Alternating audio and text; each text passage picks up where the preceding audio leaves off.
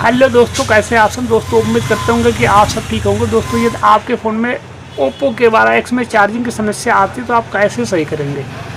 दोस्तों मैं deeply explain कर रहा हूँ, आप समझिए इस चीज़ को। थोड़ा सा समय लग सकता है लेकिन आपको कुछ ना कुछ सीख ज़रूर मिलेगी। तो दोस्तों आप देखिए रेड पॉइंट को, ये बीबस की लाइन है, ये बीबस की लाइन है। यहाँ पर आप अगर आप चेक कर सकते हैं, अगर आप 5 वोल्ट सप्लाई मिले तो आपकी ये बीबस की लाइन ओके है। दूसरी चीज़ ये है कि अगर आपको ये DPDM है, DPDM आपकी यहाँ पर 400-600 GR मिलना चाहिए। अगर आप चार्जिंग लगा के हार्ड टेस्टिंग करते हैं तो आपको 0.6 से 2 वोल्ट की सप्लाई मिलनी चाहिए। यहाँ पर दोस्तों CC1 CC2 की जो सप्लाई होती है यहाँ पर आपको GR मिलता है। यहाँ पर 0.6 से 1.2 तक सप्लाई आपको मिलती है। यहाँ पर देखिए सीरीज में रजिस्टर लगा हुआ है। इस रजिस्टर को यदि टूट जाता है या लीकेज या ओपन हो जाता है तो आपके फ़ोन स्लो चार्जिंग करेगा, बाकी आपके फ़ोन में कोई समस्या नहीं आएगी। और दोस्तों इस तरीके से आप अपने फ़ोन को आसानी से जो है चेक कर सकते हैं, कोई दिक्कत की बात नहीं कि स्टेप बाय स्टेप कि फ़ोन में हमारे क्या समस्या है। यदि मैकेनिक होगा तो इस चीज़ को समझेगा कि दोस्तों क्या चीज़ होता है, समस्या क्या है और हम इसको कैसे क्या चेक करें, कैसे बनाएं। तो यहाँ पर देखिए दोस्तों, अगर यहाँ पर 5 वोल्ट सप्लाई मिले तो आपका ये CC जो चार्जिंग का जैक है वो हमारा ओके है। ये DPDM पे 0.6 से 2 वोल्ट सप्लाई आ रही तो भी हमारा दोस्तों ओके है। अब यहाँ पर CC1 CC2 पे अगर आपका GR मिल रहा है नॉर्मली टेस्टिंग पे तो भी आपका सही। अगर यहाँ पर आपका 5 वोल्ट सप्लाई मिल रहा है और दूसरी चीज़ ऊपर अगर नहीं जा रहा है, चार्जिंग शो नहीं कर रहा है, तो दोस्तों हमें देखना पड़ेगा कि हम क्या करते हैं। दोस्तों सबसे बड़ी चीज़ ये होती है कि हम ये देखेंगे कि चार्जर में सप्लाई कहाँ से कहाँ तक जाती है। कहाँ से कहाँ तक जाने का मकसद ये है कि मैं आपको बताना चाह रहा हूँ। इस चीज़ को आप देखिए कि क्या क्या चीज़ इसमें होता है। अब देखिए DPDM की सप्लाई यहाँ पर आई है, अभी किस पॉइंट पे आई है ये आपको देखना होगा अपने फ़ोन में। K12X 5G ये फ़ोन है। K12X के बारे में मैं आपको जानकारी दे रहा हूँ।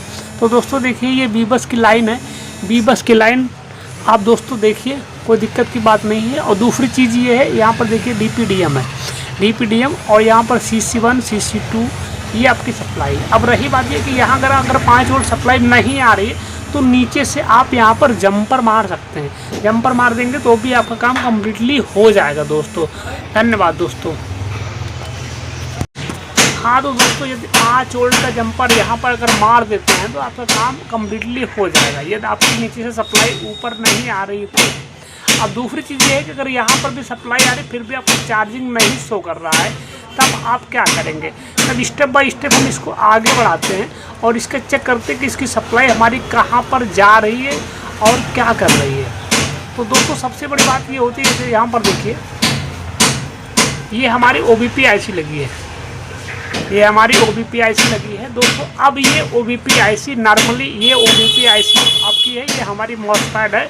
इस मॉसफेट को हम बाईपास नहीं कर सकते दोस्तों। सबसे बड़ी बात यह है कि आप इसमें लॉक लग जाता है कि अगर आप ज़्यादा चार्जिंग लगाते हैं तो हमारा फ़ोन इनपुट तो ले लेगा 5 वोल्ट लेकिन आउटपुट नहीं देगा। इस चीज़ को ध्यान दीजिएगा। मैं इसका बारीकी से मैं आपको बताना चाह रहा हूँ कि इसमें होता क्या मामला है। तो दोस्तों थोड़ा समय लग सकता है लेकिन इस वीडियो को ध्यान से देखेंगे तो आपको सीख मिलेगी, कभी न कभी आपको सीख मिलेगी। और दूसरी चीज़ ये है कि इसका हम बिट मैप खोलते हैं। बिट मैप में आपको इसका समझ में आएगा कि चार्जिंग में जो समस्या अगर आती है या शॉर्ट होता है तो हम इसमें क्या करते हैं।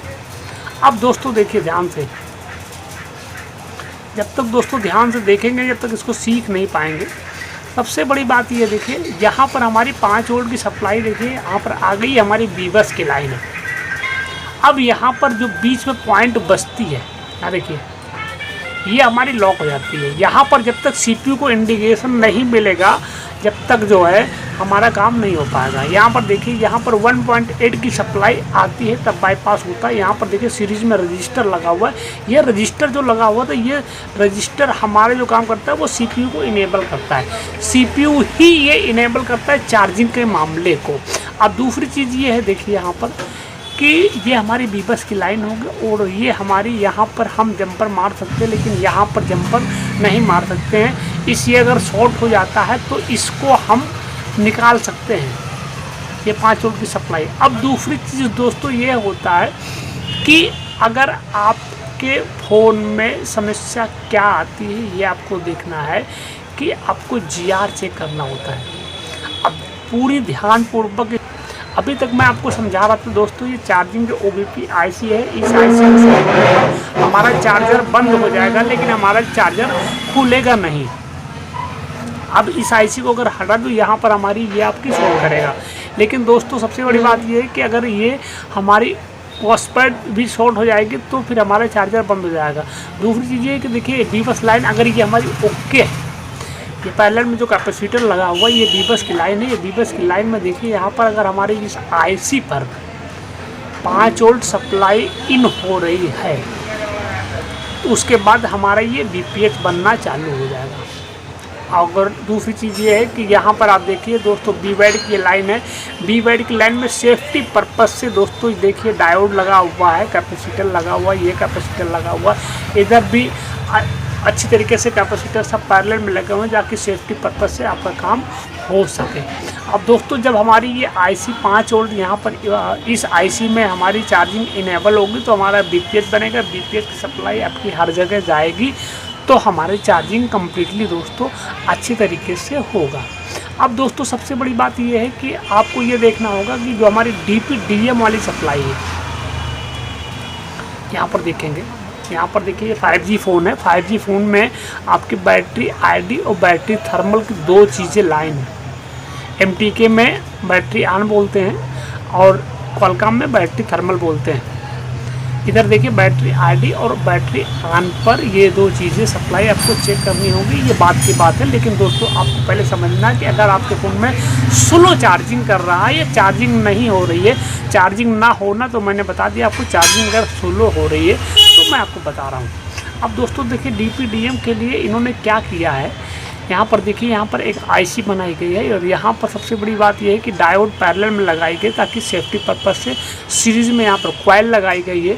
और ये हमारी 3 3 6 6 6 12 8 से 14 टांग की जो IC लगाई गई यहाँ पर सेफ्टी पर्पस से लगाई गई। अब दोस्तों ये सप्लाई हमारी DP-DM देखिए यहाँ पर ये सप्लाई कहाँ पर जाएगी, इस चीज़ को आप ध्यान से देखिए। समझदार आदमी दोस्तों तुरंत समझ जाएगा, कोई दिक्कत की बात नहीं। यहाँ पर देखिए हमारी CPU में आई हुई है, यहाँ पर 0.6 से 2 वोल्ट सप्लाई अगर आएगी तब हमारी CPU इनेबल करेगी तो फास्ट चार्जिंग हमारा होगा, ऐसे चार्जिंग नहीं होगा। अब दोस्तों दूसरी चीज़ ये है कि यहाँ पर आप ये इस चीज़ को देखिए, इस चीज़ को दोस्तों देखिए कि हम कैसे काम करते हैं। दूसरी चीज़ ये है कि आपका CC1 CC2 देखिए यहाँ पर पैरेलल में कैपेसिटर, पैरेलल में डायोड और सीरीज़ में रजिस्टर लगा। अगर सीरीज़ हमारा रजिस्टर ओपन या लीकेज हो जाएगा या GR कम आएगा, 400 से 800 की जगह अगर हमारा 100 150 200 तक आएगा तो हमारा ये कहीं ना कहीं लीकेज होगा। तो हमारा पूरा फास्ट चार्जिंग जैसे कहते हैं ना कि 2 एम्पियर चार्जिंग, ये हमारा नहीं लेगा। तो दोस्तों इसकी अगर ये लीकेज ओपन होगा तो इसको आप सही कर सकते हो। तो दोस्तों इसकी सप्लाई देखिए आप किस जगह जाती है। तो दोस्तों सबसे बड़ी बात ये है कि इन सब चीज़ों को गहराई से अगर समझेंगे तो आपके लिए काम आसान हो जाएगा, नहीं तो होता मामला ये है कि काम ही फंस जाता है। दोस्तों इसका देखिए पैरेलल में कैपेसिटर लगा है, हमारी इस IC में आई हुई है। तो दोस्तों हमको लगता होगा कि आप लोग कुछ ना कुछ इससे ज़रूर सीखेंगे। और यहाँ पर दोस्तों कलर वाइज देखिए आपका सब कुछ दे रखा है कि कहाँ से क्या चीज़ होता है। दोस्तों हमें लगता होगा कुछ ना कुछ सीख ज़रूर मिली होगी दोस्तों। धन्यवाद दोस्तों।